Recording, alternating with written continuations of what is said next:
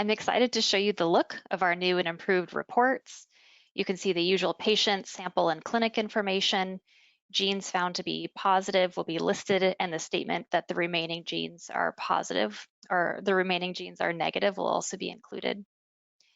We recognize that carrier screening reports are complicated and it's difficult to hunt through the reports and pick out case-specific information and clinically relevant information. And so we have a special column entitled Additional Considerations to draw your attention to special and unique information. So this allows us to call your attention to variant-specific information such as low penetrance or to the potential for personal health risks.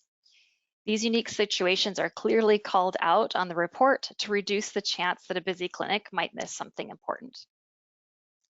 So one important feature to emphasize is that we have mapped the ability to not only provide gene-specific information, but also variant-specific information. And this can really be important when considering reproductive risk because some variants in pathogenic genes are milder or have low penetrance, and the counseling could really be different than for another more penetrant or more severe variant in the same gene.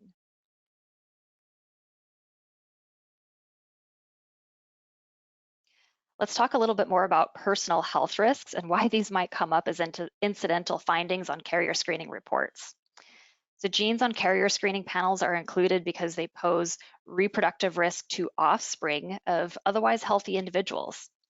So while carrier screening is not intended to be diagnostic, and therefore by definition does not include autosomal dominant genes, some classically recessive genes have milder dominant manifestations in carriers. And these genes may therefore pose personal health risks to individuals that are found to be carriers.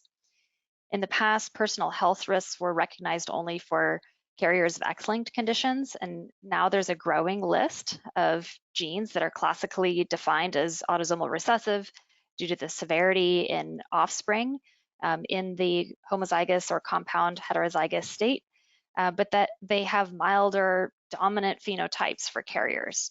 And these are the so-called manifesting heterozygotes.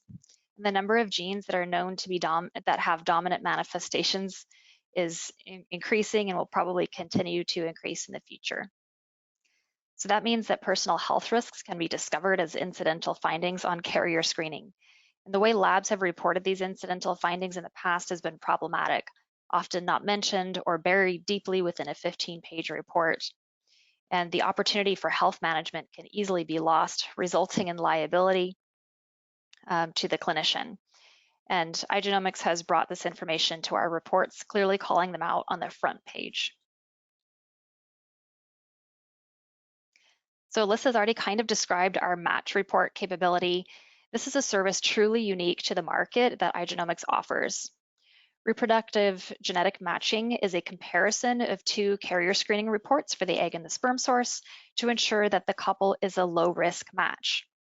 We take two carrier screening reports, compare them, and produce a third report with the reproductive risk determination as the result. And the result of this match report is what guides clinical management. So for reproductive couples with reduced risk, treatment can proceed as planned. And an individual considering a donor can proceed with confidence with that selected donor. We can perform matching with external reports as well. So if you order a CGT mirror, you want to be able to have a match report from that mirror. So we can take that external report, compare them to our report, and produce this report.